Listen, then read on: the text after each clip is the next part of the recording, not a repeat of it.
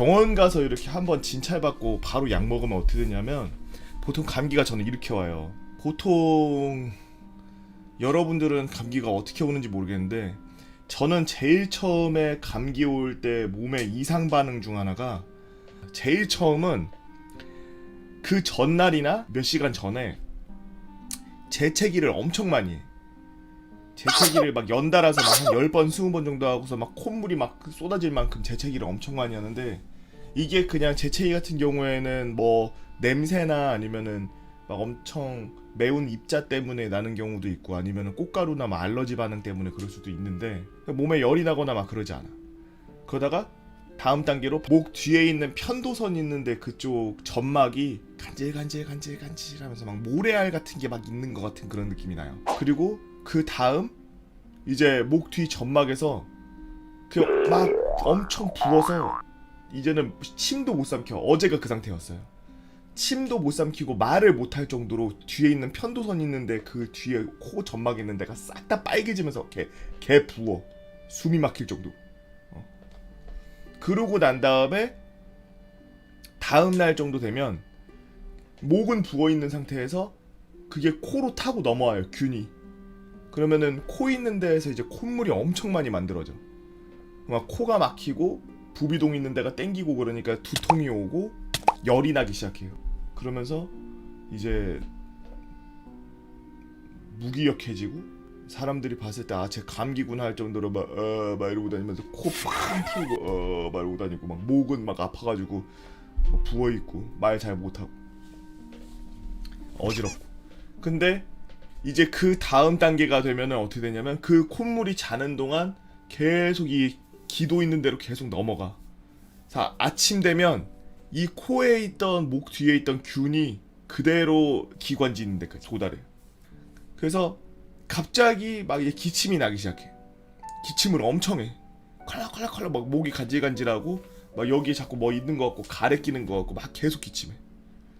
그러다가 어느 순간 되면 목 뒤에 아픈 거는 아픈 걸로 느껴지지도 않고 콧물 나는 것도 아픈 걸로 느껴지지 않을 정도로 기침을 엄청 많이. 그러면 기침을 하다가 보면은 처음에는 이제 막 콧물도 그렇고 기침도 그렇고 흰색으로 된 하액을 막 뱉어내다가 그러다가 히드라처럼 됐다가 그러고서 며칠 정도 지나면 노란색으로 변하죠. 노란색으로 변하고 노란색에서 좀 더 심화되면은 나는 거의 초록색 가까운 것도 봤어요. 코 뒤에서 나오는 점액하고 이 폐에서 나오는 점액하고 색깔이 약간 초록빛을 띠는 형광 노란색이 나와 나중에. 그러고서 만약에 기침이 조금 오래 지속된다 그러면은 폐렴이 되더라고. 근데 기침을 한 일주일에서 일주일 플러스 마이너스만 한 이틀 정도? 그 정도만 하면은 거의 대부분 떨어지는데 감기가. 근데 감기를 초반에 못 잡으면 그게 한 2주 정도 기침하면은 폐렴 되더라고요. 나중 되면은 숨도 안 쉬어져요. 근데 저는 어제 이제 목 뒤가 이게 붓기 시작했을 때 간질간질할 때 아침에 일어났는데 제가 그 전날 그랬잖아요. 방송하면서 목 뒤가 계속 간지럽다고 막 홍삼 먹고 막 비타민 먹는다고 나가서 막 비타민 먹고 오고 막 계속 뭘 먹어요. 막 몸에 면역력을 증가시키려고. 다음 날이 됐는데 일어났는데 목 여기가 누가 야구공 집어넣은 것 같이 여기 양쪽이 빵빵하게 꽉 찬 거야. 목 뒤에가 여기가. 도저히 안 되겠다. 이거는 잘못하면은 큰 그 컨디션 저하로 오겠구나. 그래갖고 어저께 병원 가서 진찰 받았더니 위에 목 있는데 여기 이제 막 빨갛게 다 부었다 그러고 감기 온 거라고 항생제하고 뭐 콧물 안 나는 약하고 뭐 이것저것 소염제하고 뭐 그런 거 처방 받고 이제 닌겔 안 맞아도 되는데 일부러 닌겔 맞았어요. 최근에 좀 컨디션이 별로 안 좋은 것 같아서. 그래서 닌겔 맞으면은 조금 병이 빨리 나아요. 특히나 염증기 있는 병들은 닌겔 맞으면 바로 그 효과가 나타나는데 염증 그 지수가 확 내려가고 열이 안 나고 우선 염증기가 좀 이렇게 사그러들고 막 이러더라고 나는. 나 같은 경우 어저께 닌겔 맞고 약 맞고 약 먹고 그러고 났더니 그냥 그렇게만 했는데도 컨디션이 엄청 회복됐어. 닌겔 맞은 것만으로도. 그래서 이 목이 부어서 이제 말이 조금 힘든 거 제외하고는 막 걸어다니고 막 생활하고 이러는 거에 별로 큰 지장이 없더라고. 그래갖고 괜찮네 이러고서 다녔지. 그리고 오늘로 넘어오니까 이게 중간 단계들이 다 스킵이 돼요. 이게 감기라는 게 아까 전에 말한 것처럼 1차, 2차, 3차, 4차, 5차, 6차 막 이렇게 해서 전 단계가 있는데 항상 감기를 어렸을 때부터 달고 사니까 이게 이제 저게 다 분석까지 할 수 있는 거지. 지금 원래 목이 아프다가 그 다음에 목이 부었다가 코로 갔다가 콧물 나오다가 그 다음에 가슴 간질간질하다가 기침 나다가 기침하다가 가래 나오다가 노란 가래 나오다가 그러다가 이제 폐렴으로 가든지 아니면은 낫던지 이렇게 되거든요. 근데 지금 어디로 왔냐면 콧물 나오는 거 스킵됐어. 원래 목 위로 올라와서 콧물이 나야 되는데 콧물 나오는 거 스킵. 그리고 기침하는 거 스킵됐어. 지금 아침에 노란색 타야익이 막 나와요. 그게 거의 끝날 무렵에 그랬거든요, 난. 중간에 한 3, 4단계가 그냥 날라.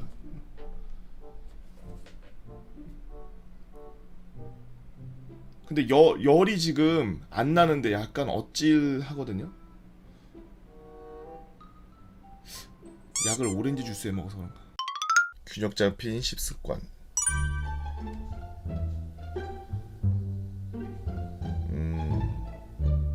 고기 15g 먹으면은 15ml의 술이 따라지는 거야? 아이디어 좋네. 근데 술 먹을 줄 아는 사람이네.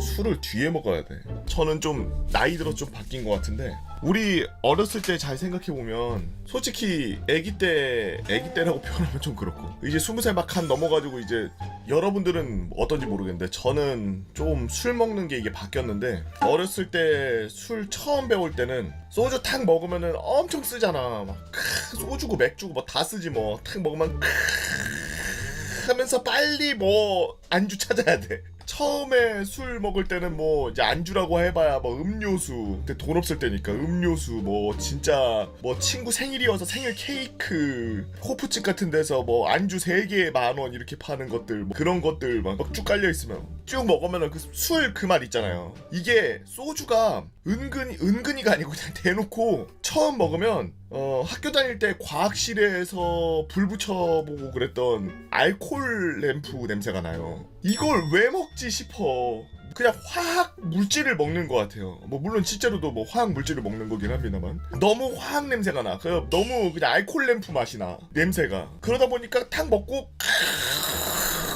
이러면서 젓가락 덜덜 떨면서 안주 빨리 먹으려고 그러던지 아니면 국물 있으면 막 하면서 국물에다가 숟가락 빨리 막 넣어가지고 막 그냥 막 6명 7명에서 국물 하나 시켜놓고서 국물 거기다 숟가락 다 집어넣고 막 다 이러고 있고. 그때 간염 어떻게 안 걸렸나 몰라. 항체도 없었을 텐데 나중에 커서 간염 백신 맞은 저거 맞았는데 항체도 없었는데 그때는 진짜 끓이면서 먹어서 그랬나. 그러다가 이제 단계가 올라가지. 조금 이제 주머니 여유도 생기고 그래서 고기류 아니면은 뭐 회 뭐 이런 거에다 이제 술을 먹기 시작해요. 친구들이랑 만났어도. 어렸을 때는 무조건 안주 3개에 10,000원 이 집 가서 먹지 무조건. 그냥 술값만 내면은 거의 술 먹을 수 있는 그런 데 가서 먹고 개처럼 먹고 그다음 바로 비둘기 밥 주는 거야. 근데 조금 거기서 몇 년 더 좀 지나서 나이를 먹으면 이제 고기나 회에다 술을 먹어요. 고기에다 회 먹을 때도 다르냐? 똑같아. 소주 맥주 먹어. 그래도 옛날보단 덜해. 옛날에는 이랬으면은 조금 시간 지나서 하면서 주워 먹어. 고기 주워 먹고 회 주워 먹고. 자, 여기서 우리는 뭘 느낄 수 있죠? 선술이야. 처음에 술 먹어. 그리고 입이 막 쓰니까 후 아니야. 뒤에 안주 먹어. 술 마시고 안주 먹고 술 마시고 안주 먹고 계속 이 상태로 먹죠 보통. 근데 제가 뭐 아직 뭐 5, 60대가 된 건 아니지만 그나마 거기서 조금 더 나이 먹었다고 요즘엔 어떻게 먹냐? 술을. 보통 안주들 요즘 먹는다 그러면은 담백한 거 먹기도 하지만 반주로 좀 이렇게 밥 먹을 때 좀 많이 먹거든요. 밥 먹을 때 먹으면은 보통 우리나라 밥 반찬들 중에 고춧가루가 든 것들이 많아요. 그래서 찌개도 그렇고 뭐 비빔도 그렇고 볶음도 그렇고 고춧가루가 들어간 게 굉장히 많은데, 그런 것들이 이렇게 먹고 나면은 입이 짭짤이해, 막 약간 얼큰하면서 찝찝이 하잖아요. 입이 보통 기름에다가 이렇게 볶거나 아니면은 약간 국물에 이렇게 약간 고기 집어넣어서 기름 떠 있던지 막 이러니까 약간 느끼하면서 침이 왜 이렇게 나와? 그런 안주들을 먹는단 말이야. 담백하거나 그런데 보통 이제 텍스처가 좀 많이 씹히는 그런 것들을 좀 많이 먹어. 반주로 먹다 보면, 밥 반찬이다 보다 보면. 그러면은 먹고 입이 되게 까끌까끌하거든? 그럼 옛날에 어렸을 때는 입이 답답하고 텁텁하고 그러면은 물을 마셨어. 물로 입을 헹구던지 아니면은 막 너무 뜨겁거나 막 너무 먹을 때 막 너무 힘들거나 막 이러면은 물을 먹었는데, 술을 마셔야 되겠다라고서 판 깔아놓고서 먹을 때를 반주처럼 먹든다든지 아니면 아예 진짜 술 먹을 때처럼 먹으면 어떻게 먹냐면, 아예 어렸을 때처럼 안 먹는 건 아니에요. 선술을 안 하는 건 아니야. 술 먼저 먹고 안주 먹는 행위 해. 근데 빈도가 안주 먹고 술로 입가심하는 게 더 잦아졌어. 그리고 어렸을 때는 못 모르고 짠 원샷 짠 원샷 짠 원샷 이렇게 먹었는데, 나이 먹으니까 우리 와이프랑 거의 술 자주 먹거든요. 짠 하고서 그 다음에 그냥 자기 입에 있는 거 씻을 정도, 그 정도만 하고, 짠하고 입에 있는 거 씻을 정도만 하고, 그리고 딱 그런 식으로만 하고. 그래가지고 결과적으로 얘기를 하자면 요즘에는 안주를 먹고 입을 술로 씻는 행위를 한다. 근데 그게 이해가 안 될 거야. 그게 아마 아직 어린 나 이제 막 술 먹기 시작한 이런 친구들은 말도 안 되는 상황이라고 생각할 텐데, 이게 이제 소주를 원샷을 때리면 약간 구역감이 와요. 술이 그 잔으로 한 8잔 정도 나오게 만들어져 있는 그 술잔이 제가 봤을 땐 사람이 한 번에 마시는 그런 양이 아니야. 한 번에 원샷 하는 양이 아니야. 그거 내가 봤을 때 그냥 그 술 회사에서 그렇게 애매하게 7.5잔인가 나와요. 그게 딱 이렇게 바짝바짝 따르면 7.5잔에서 8잔 정도 나와요. 8잔 정도. 근데 그거 내가 봤을 때 그걸로 갖다가 이렇게 남과 먹으면서 술 취해서 그냥 마시라고 그렇게 딱 자기네가 정량화한 컵을 만든 거지, 사실 그렇게 마실 술이 아니야. 소주가 너무 좀 도수가 세진 않은데 맛이 없어. 맛이 없는 술이야. 그래서 그렇게 한 번에 너무 많이 먹으면 구역감이 있고, 차라리 그런 구역감 없이 내가 그런 친구들이랑 막 정해진 것처럼 한 잔으로 해서 원샷 때리고 막 진짜 안주 찾고 그럴 바에는 그냥 차라리 멋있게 글라스에 따르세요.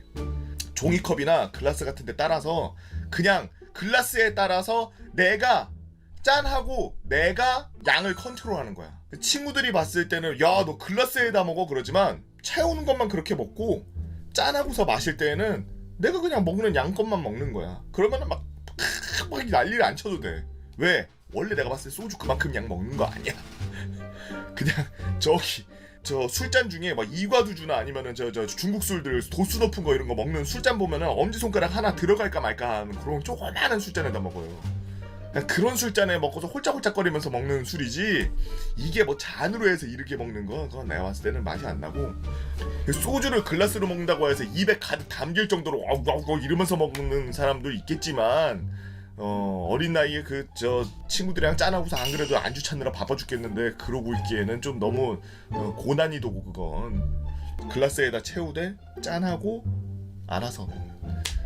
그럼 친구들이 나중에 먹다 보면은 걔네들 슬슬 취하면은, 야 근데 너는 왜 잔을 안 채우냐, 막 뭔 미친 소리야, 아까 전에 내가 반 남았을 때 또 따랐잖아. 이 구락병 좀 까면서 이러면서 먹으면은, 나 반 병 먹을 때 친구들 2-3병 먹고 다 꼬라해. 여튼 오늘의 이야기의 핵심은, 나만 그런진 모르겠지만 안주를 먹는 순서가 바뀌었다.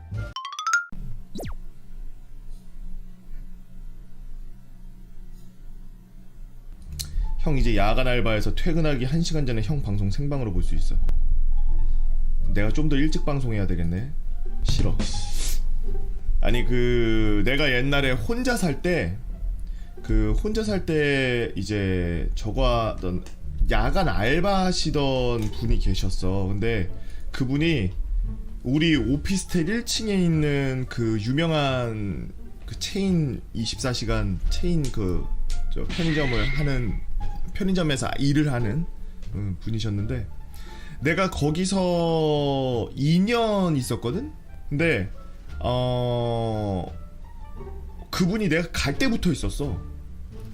그때 한창 내가 방송을 새벽에 할 때라 새벽까지 할 때라 한 오후 4, 5시 빠르면 4, 5시 늦어도 7시, 8시 사이에 방송을 시작해서 그런 다음에 쭉 지나서 새벽에 한 4시, 5시 뭐 빠르면 새벽 3시, 2시쯤에 끄고 이랬단 말이야. 근데 그때 되면은 막 배고프고 그런데 야식집 가고 그러기가 좀 부담스러워. 그래서 1층에 있는 편의점에 가서 그냥 삼각김밥에다가 라면 하나 뭐 사 먹고 이러고서 말았단 말이야. 근데 그 완전히 거기 이사 갔을 때 처음부터 그분이 계셨어. 근데 이사 갈 때부터 야간 알바야. 그래서 항상 낮에는 안 계시고 밤에만 계셔. 그래서 내가 거기 그때 살 때는 담배도 피고 그랬으니까 담배도 사고 뭐 먹을 것도 사고 막 그러고 그랬는데 엄청 친절해. 그 약간 무슨 집사 같아.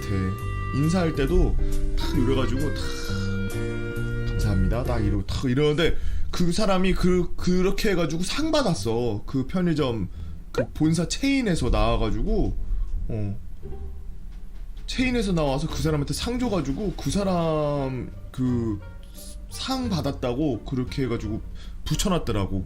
우수 그 직원상 막 이거 받은 편의점 이러면서 거기 앞에다 인증 그걸 박아놨더라고 창문에다가. 그래서 야 이건 사장이 잘한 게 아니라 일하는 사람이 잘한 건데 왜 사장이 저걸 받지? 사장은 저걸 월급을 올려주나? 이런 생각을 하고 있었어.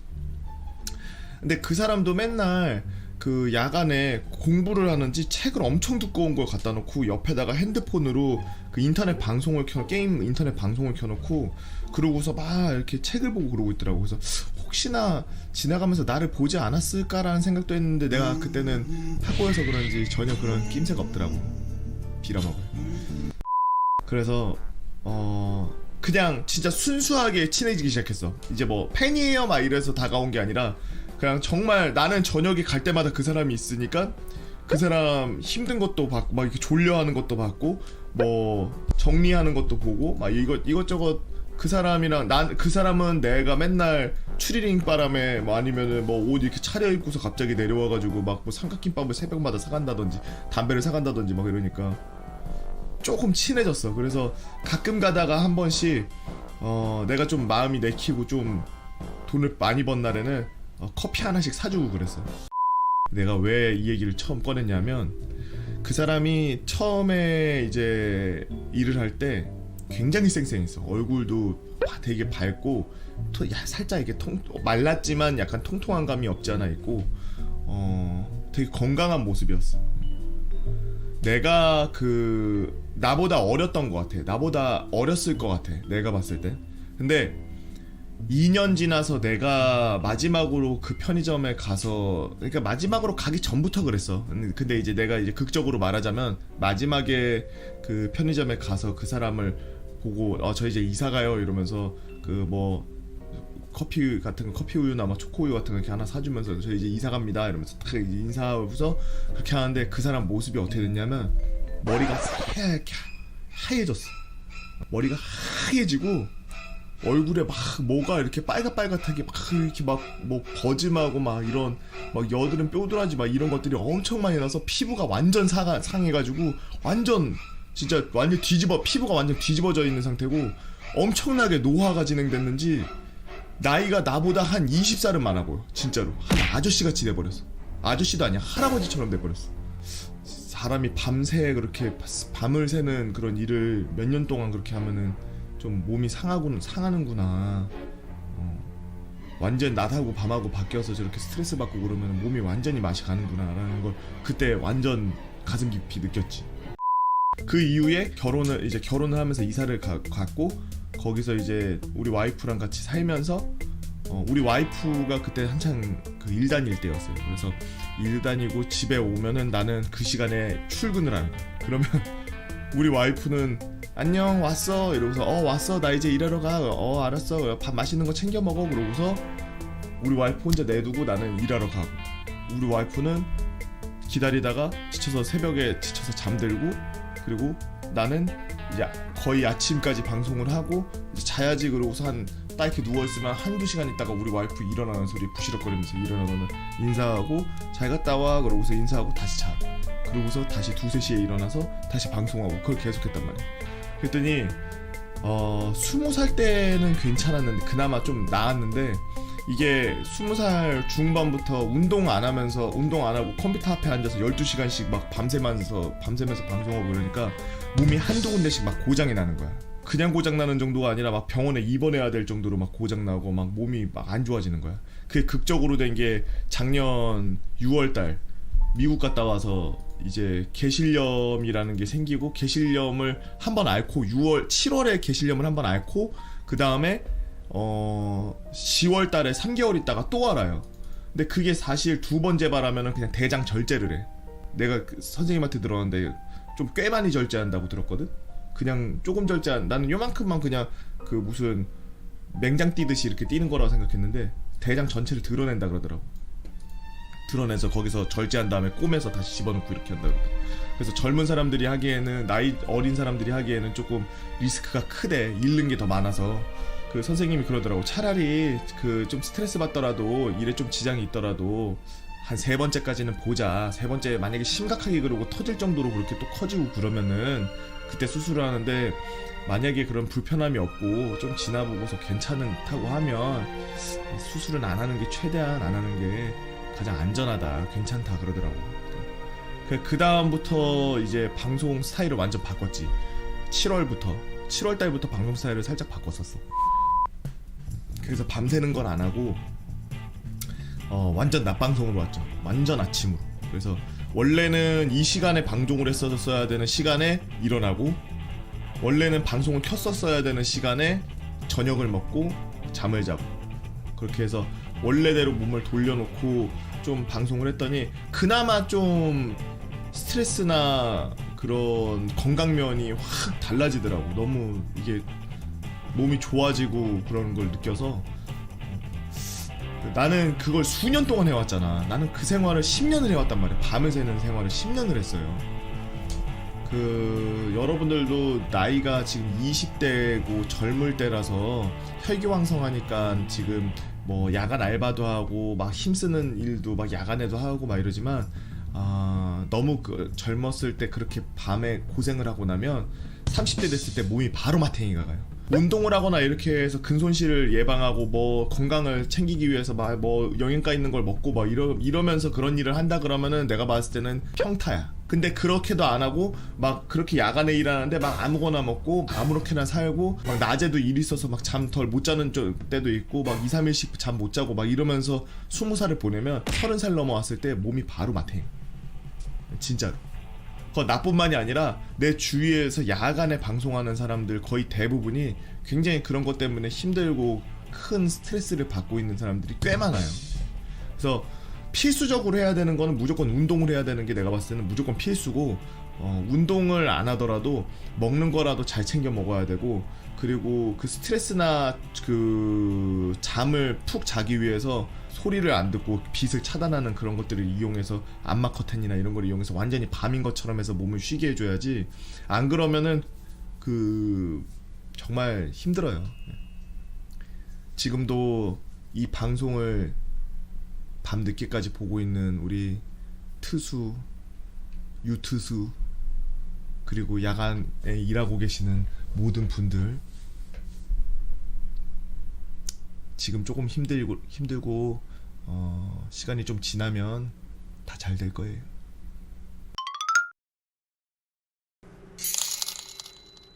보거형 너무 좋아. 보거형 배에 입방구 해주고 싶다. 지금 나 뒤져. 그거 진동 느껴지면. 지금 어떤 느낌이냐면, 오른쪽, 그러니까 내 병이 무슨 병인지 알려줄게. 대장이 있는데, 자, 이게 간이야? 아니야, 간이야? 이게 위야? 그리고 여기가 이렇게 해서 대장이 있어. 그리고 여기에 꼬불꼬불한, 여러분들 먹는 곱창 같은 그런 아주 얇은 그런 소장들이 여기 들어있어요. 이렇게 소장들이. 장 길이가 10m야. 10m. 대장하고 소장하고 합쳐서 10m라 존내 길어. 자, 이게 이렇게 지나와서 이렇게 일로 들어가서 이렇게 해서 일로 나와서 이렇게 들어와서 여기서 이제 항문으로 이렇게 빠져. 여기가 항문이야. 위야. 간, 대장, 이건 소장.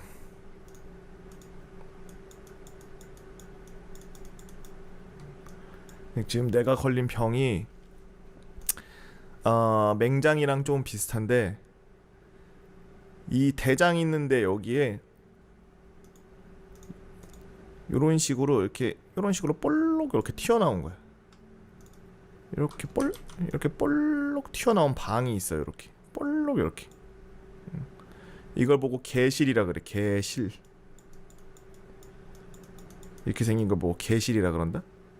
손가락으로 장을 꾹 눌러가지고 고정시킨 것처럼, 마치 찰흙 이렇게 반죽이 있으면 찰흙에다가 손가락 이렇게 꾹 누르면은 찰흙이 꾹 들어가듯이, 대장 안쪽에서 대장 바깥쪽으로 이렇게 조그만한 방같이 이렇게 볼록볼록하게 이렇게 튀어나오는 걸 보고 개실이라 그래. 그리고 여러분들이 잘 알고 있는 그 맹장도 비슷하게 생겼는데, 맹장은 원래 사람마다 있는 거고 개실은 없는 사람이 있고 있는 사람이 있어. 그래서 개실은 보통 한 50대에서 30대에서 50대 사이에 많이 발견이 되는데, 나이가 많을수록 개실이 많아지고 개실염 발병률도 높아. 자, 여기에 이제 이물질이 들어간 거야. 뭐 평소 때도 똥은 지나다니니까 똥이 들어가서 그러는 건 아니겠지.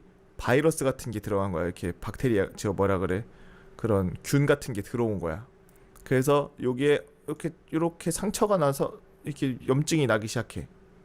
이때 생기기 시작할 때 느낌이 어떠냐면, 이 대장 여기에 가스가 막 이렇게 찬 느낌이야. 그래서 내가 병원에 입원하기 한 3일 전부터 여러분들한테 방송할 때 이 배가 이렇게 가스가 차는 것 같고 이렇게 불편하지, 기분 나쁘지 막 계속 이랬잖아. 그치? 근데 방구도 안 나와. 방구도 안 나오고 똥도 안 나오는데 막 이렇게 배에 가스 찬 것처럼 막 되게 불편하고 으리으리해. 그러다가 내가 이걸 개실염을 안 걸려봤으면은 그 느낌이 뭔지 몰라서 막 열나고 지랄날 때까지 계속 있었을 텐데, 우선 그건 추후에 얘기하고. 그래서 이게 그 다음에 어떻게 됐냐? 병원에 가는 날 이게 부풀기 시작했어. 병원에 가는 날 얘가 이만큼이 다 염증 반응 때문에, 이제 여러분들도 피부 같은데 이렇게 찢어지고 상처 나면 그 주위로 뻘겋게 이렇게 붓잖아요. 이렇게 뻘겋게 붓잖아요. 그것처럼 여기에 염증이 생기니까 이제 이 주위가 전부 충혈이 되는 거야. 충혈되면서 여기가 전부 다 부어. 여기가 장이 이만큼이 다 부어. 그래서 어느 정도로 붓냐면, 이 붓기가 배 밖으로 보일 만큼 부어요. 이만하게. 그래서 배 밖에서 이게 배가 보통 이렇게 생겼잖아. 그러면은 이쪽 배만 이렇게 볼록 튀어나왔어. 이렇게. 얘가 터지면, 요 끝에 이제 염증 난 게 터지면 밖으로 이 염증이 새는 거야. 이렇게 밖으로 염증도 새고 막 뭐 분비물도 새고, 그리고 우리가 음식을 아무리 안 먹어도 간에서 담즙이라는 게 계속 나오거든. 그 토할 때 계속 토하다 보면은 초록색깔 나오고 노란색 나오고 막 그러잖아. 거의 초록색 형광빛 토하잖아. 술 많이 먹은 날. 그게 쓸개즙이야. 쓸개즙. 간 웅담 먹는다 그러지. 그 쓸개가 여기 간 뒤에 여기 밑에 이렇게 있는데, 간에서 만들어진 그 액이 여기 쓸개 담낭에 이렇게 담겨 있다가 담즙이라 그러거든. 그게 요 십이지장인 데서 뿌려줘. 그럼 그 단백질 녹이고 막 그런 뭐 지방 녹이고 막 그러는 데 쓰이는 거야. 소화액이야. 근데 그런 게 이제 일로 분비되거나 이러면은, 이게 분비되면 이제 복막염이 되는 거야. 배는 그 우리 피부가 있고, 그리고 중간에 지방층이 있고, 그리고 진피층이 있고, 그리고 그 밑에 이제 근막이 있고, 그리고 그 안에 근육이 있고 뭐 이렇게 돼 있거든. 여러 가지 단계로 돼 있는데 이 근막 있는데 여기가 이게 여기 배도 이 그런 근막 같은 걸로 이렇게 쌓여져 있단 말이야. 배 뭐 모든 장기가 이렇게 쌓여 있겠지 이렇게. 근데 그걸 보고서 여기에 나온 이물질이 그 막을 손상을 시키고 오염을 시키면 복막염이 되는 거야. 그 복막염이 되면은 그냥 여기만 한정적으로 복막염이 걸리는 게 아니라 이 염증이 동시다발적으로 막 다 여기 이런 데로 침투하니까 어떻게 해야 되냐면 복막염에 걸리면은 배를 개복을 해서 얘네 소장하고 대장을 다 꺼내. 그래서 이 물로 갖다가 막 다 그 소독하는 걸로 갖다가 막 소독하고 막 씻어. 그런 다음에 다시 집어넣어. 이렇게 빨래 빨듯이 철컥철컥철컥 해가지고 이제 복막염 걸리고 좀 심각해지면 이제 그렇게 되는 거야. 물론 이게 뭐 제가 의학적 그게 지식이 없기 때문에 그냥 과장하는 걸 수도 있으니까. 여튼 내가 알고 있는 복막염은 그렇게 해서 걸리는 거다. 근데 다행히 CT하고 엑스레이하고 다 찍어보고 그랬는데 지금 여기에 공기방울이 조금씩 이렇게 보인다. 이렇게 공기방울 요 끝에 요 염증 있는데 주위에 여기에 공기방울이 조금씩 보여요. 공기방울이 보인다는 거는 구멍이 난 거야. 아까 터지면 끝난다 그랬잖아. 터지기 직전인 거야. 그래서 병원에서도 지금 아직 터지진 않았는데 공기방울 같은 게 조금 이렇게 보이고 이런 걸로 봐서는 지금 외과랑 협진을 해야 될 것 같다. 내가 내과로 갔거든. 외과랑 협진을 해야 될 것 같다. 그래서 나한테만 선생님이 4명이 붙어. 언제 터질지 모르니까. 그래서 이게 터지면은 어떻게 되냐면 터지자마자 개복을 해서 장을 이만큼을 잘라내야 되는 거야.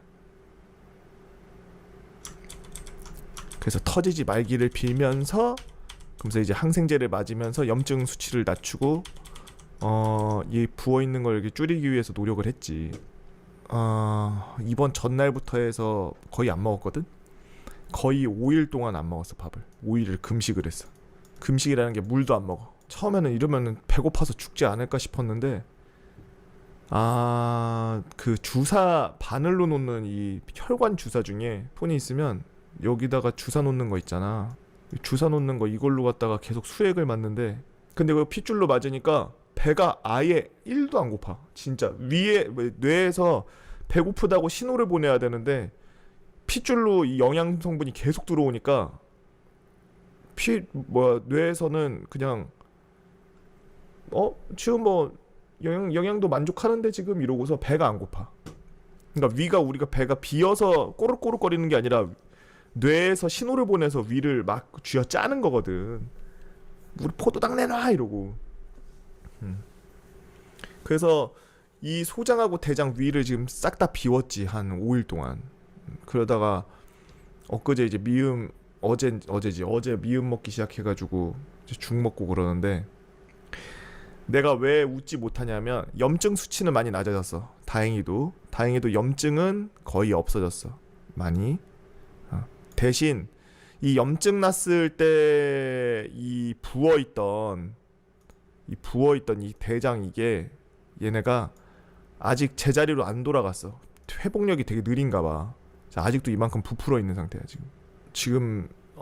누르거나 여기 압력을 가하거나 이 복부 전체가 막 땡기는 그런 막 웃거나 아니면 막 기침을 한다든지 막 이를 힘을 준다든지 그래서 복부에 힘이 들어가는 장에 압력을 가하는 행위를 하면 이 지금 부어 있는 데가 아파. 그러니까 무슨 말이냐면 되게 바로 이해되게 해줄게. 여러분들 상처 나서 손에 여기 상처 나서 주위가 이렇게 빨개져 있잖아. 여기가 이만큼 세균 감염돼서 이렇게 빨개져 있잖아.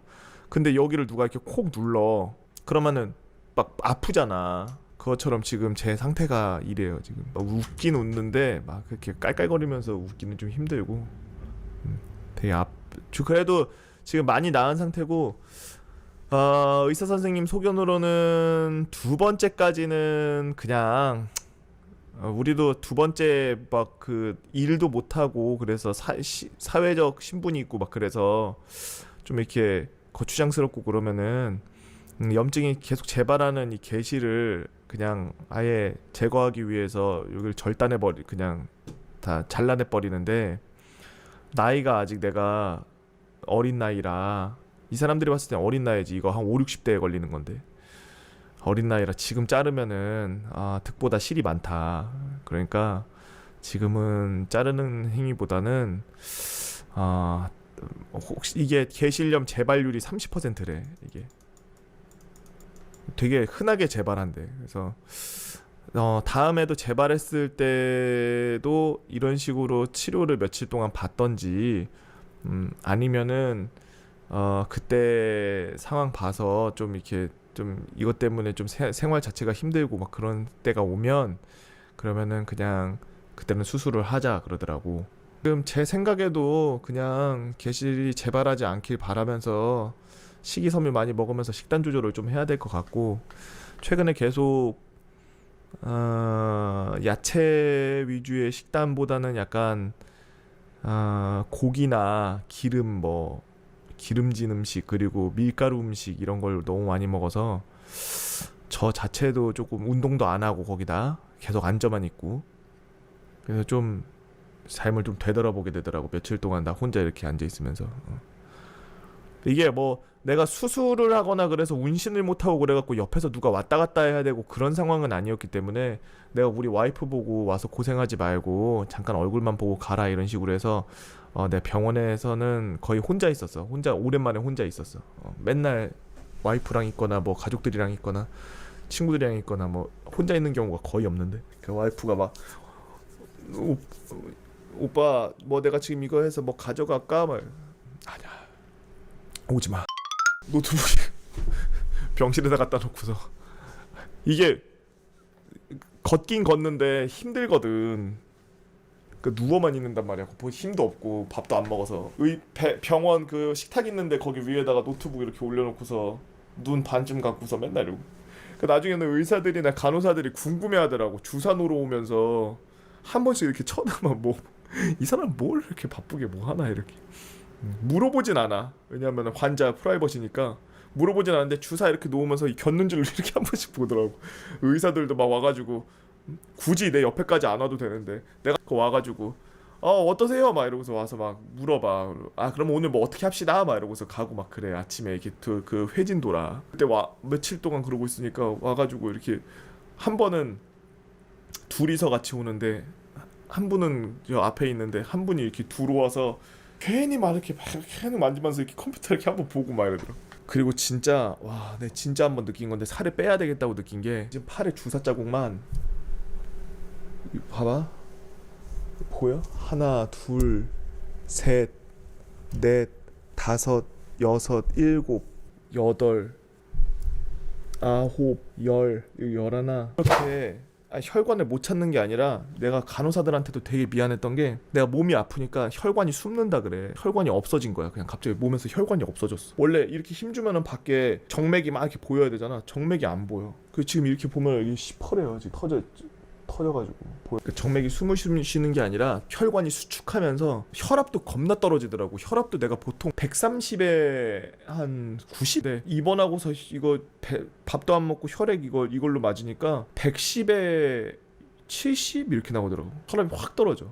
그러니까 바늘 꼽고 한 번도 안 빼는 사람도 있는데, 나는 왜 그랬냐면은, 내가 이게 혈관이 지금 좁아져 있는데, 아까 전에 말했잖아. 이거 아침 햇살 새기면서 아침 햇살 농도의 그런 게 혈관으로 들어오는데 너무 아파. 혈관통이 진짜 장난이 아니야. 여기다 맞는데, 여기다 맞으면 여기가 아파야 되는데 여기가 아픈 게 아니라 여기 혈관이 이쯤이 아파. 그래서 한 곳에다가 한 하루를 못 맞겠더라고. 너무 아파서 진짜. 다른 데 옮겨도 하루 지나면 또 그러고. 근데 지금 여기는 오늘은 좀 나았는데, 어제까지만 해도 정맥염이었어요. 여기가 정맥염이라 그래서 이 주위가 지금 제가 잘 안 보이는데, 여기가 오늘 아침까지만 해도 뻘겠어. 혈관 만지면 아파, 먹는 것처럼. 그 간호사들이 진짜 고생했지. 내가 처음에는 왜 이렇게 못 찾아 그러다가 나중에는 미안하더라고. 너무 아프더라고.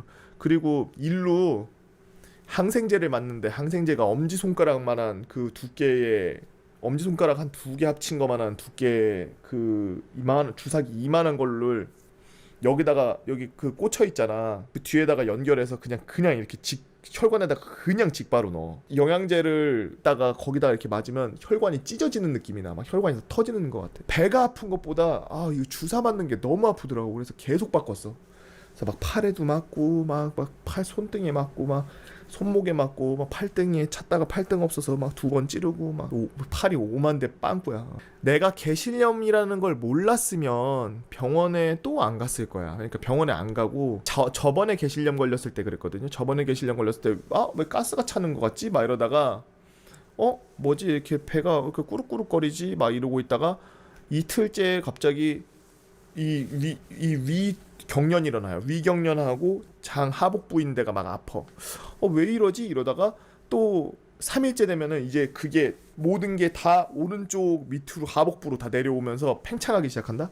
그러면서 열이 나. 내가 처음 개실염 걸렸을 때 보름 쉬었어요. 왜 그렇게 오래 쉬었냐면 열을 못 잡은 거야. 열이 막 40도 가까이 계속 올라가는데 40도 가까이 올라가는 거야. 일주일 동안 40도 가까이 올라가는 거야. 근데 내가 막 항생제도 안 맞고 이게 무슨 병인지도 모르고 막 그러니까 막 이제 막 열나고 막 어지럽고 막 이런데 내일이면 괜찮아 내일이면 괜찮겠지 막 이러고 있는 하루 이틀 동안 막 그래서 정신이 나가는 거야 막 이러면서. 그래서 개실염이 발생하고서 내가 봤을 때 제일 아플 때가 4일째에서 5일째 사이가 그때 열나면서 개실염이 갑자기 급속도로 퍼질 때거든. 그러니까 맥시멈을 찍을 때야.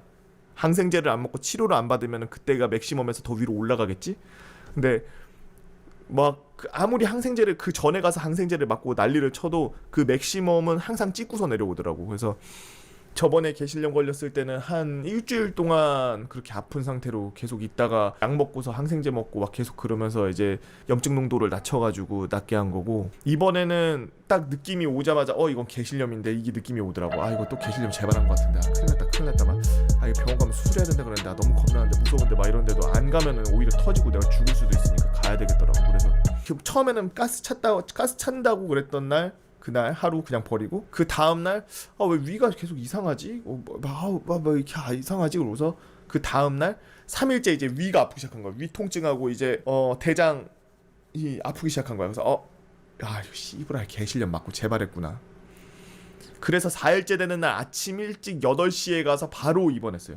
바로 입원해가지고 염증 수치를 낮추기 위해서 이제 노력을 한 거지. 그러니까 저번에 개실염 걸렸을 때보다 약 한 4, 5일 정도 줄이긴 했는데, 문제가 그때 찍은 CT랑 지금 찍은 CT랑 봤는데 내가 병원에 일찍 가서 CT를 찍었는데도 불구하고 그때보다 개실염 상태가 훨씬 심한 상태였어. 그 의사 선생님 말로는 전에 6월달에 발생했을 때보다 지금 10월달에 발생했을 때가 훨씬 지금 개실염의 그 상태가 심각하다. 그리고 그 다음에 아마 재발하면은 내가 생각하기로는 그냥 느낌이 이상하자마자 바로 입원을 해야 되지 않을까 싶어.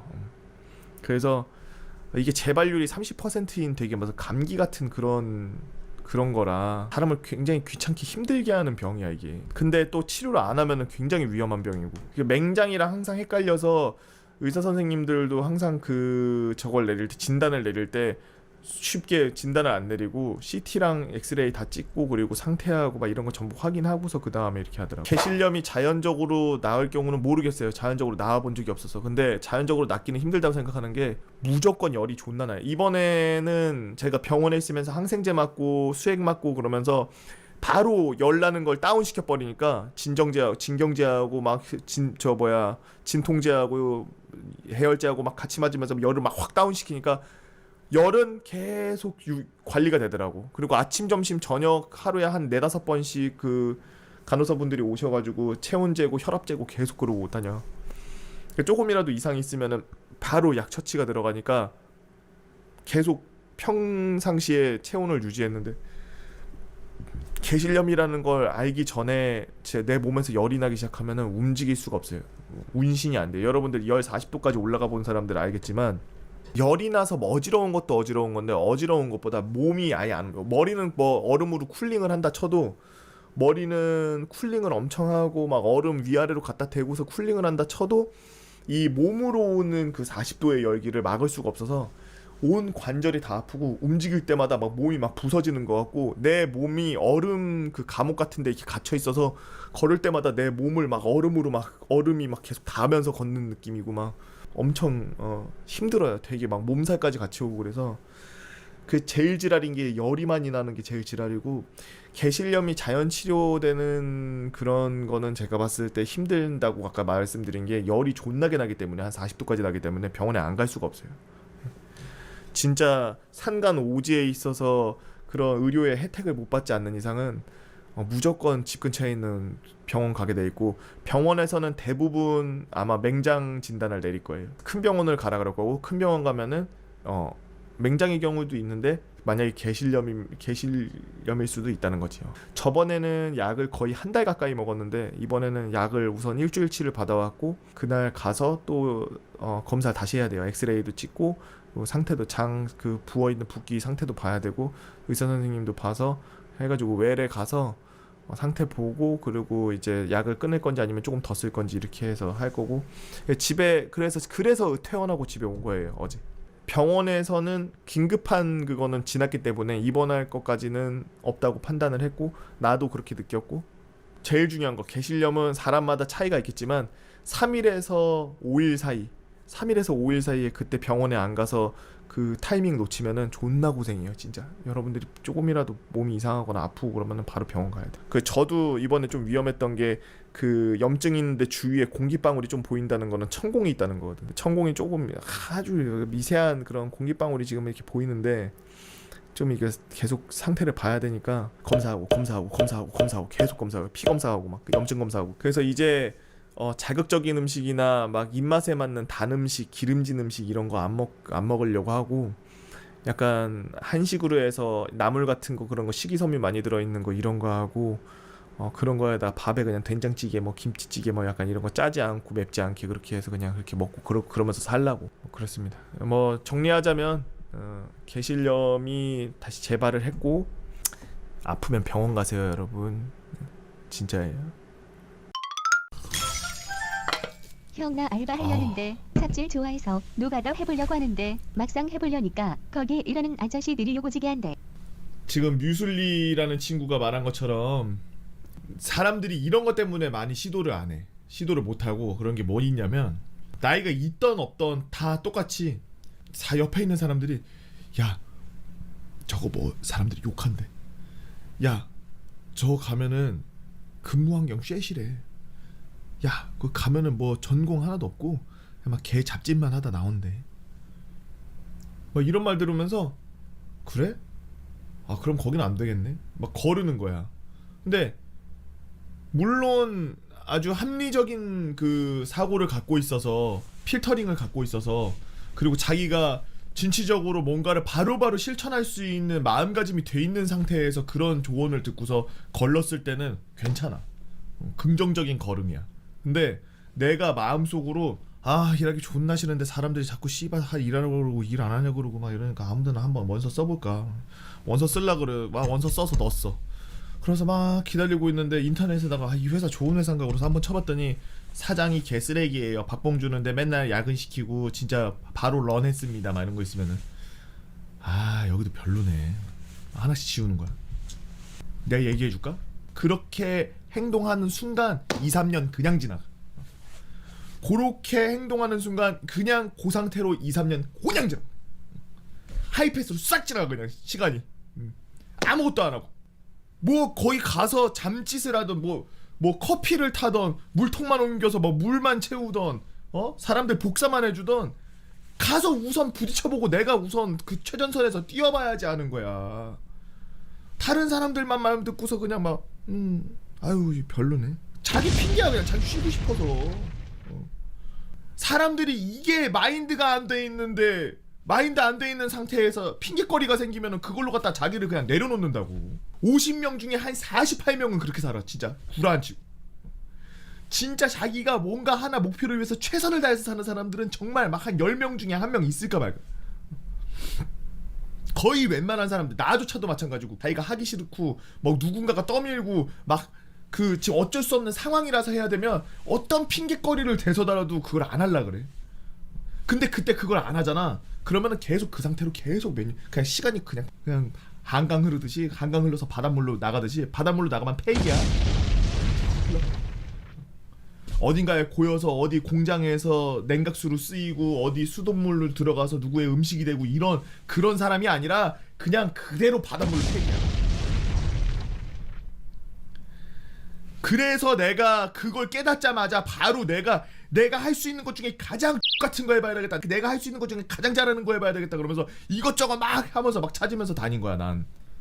그래서 막 다른 사람들보다 막 모르는 것도 막 아는 것도 이런 것들이 있는 것들이 모르는 거 막 그런 것보다 막 사람들이 모르는 것에서 내가 알고 있는 게 조금 더 많고 이런 게 다 그냥 경험이야. 막 다 한 2주를 하던 1주를 하던 들어가서 박아보란 말이야 그냥. 진짜 내 방송 시청하던 애야. 어렸을 때부터 봤어. 중학교 때부터 봤대. 근데 막 이제 20살 막 이제 초입 때 자기 이제 최전선에 나가야 되는데 막 이것저것 막 이거는 막 저렇고 이런 얘기하고 있어. 그 나이 때 그렇게 하는 거 정상이고 우리 지금 이 시대에 이렇게 살고 있는 것도 다 정상이야. 근데 너가 일을 안 하고 아무것도 안 하고 여기서 놀고 있는 건 정상이 아닌 거야. 근데 내가 그렇게 얘기해줬어. 그 친구한테 이메일로 막 왔길래. 다 너의 경험이고 다 그게 노하우로 쌓여서 나중에 너가 인생을 사는데 다 도움이 되는 거니까 아무거나 싹 다 해봐라. 안 하려고 하지 말고 하려고 해봐라. 그래서 막 밀었어. 방송 안 와.